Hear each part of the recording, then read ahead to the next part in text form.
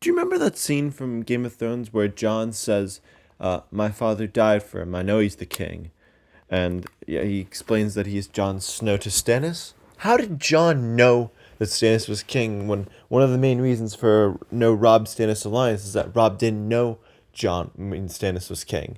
I'm going to explain that.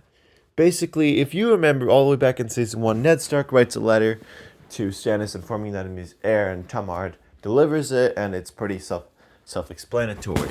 Yet, my little headcanon here that explains why there was no letter to why Jon knows is that Ned Stark did actually write a letter to send to Robb, but he sent it over Raven because he wasn't sure if he'd still be around or if there'd be war by the time the person who would send it delivers it.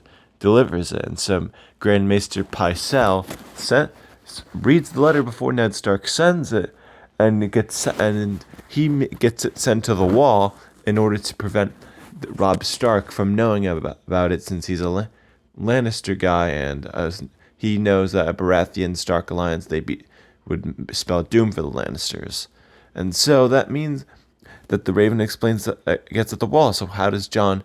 Why do we not hear about this? It's because Jorah Mormont receives of it, and from what we know, the letter literally just says Stannis is heir, and Jorah Mormont is of course gonna ignore that, and he doesn't find, and Jon doesn't tell Jon, as that has nothing to do with Jon.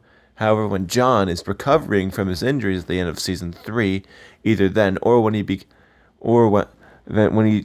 plans for the defense of the wall, he sees the letter informing him that Stannis is the heir, and when Stannis comes to save him, he knows Robert is dead by this point, and that's how Jon Snow knew that Stannis was king.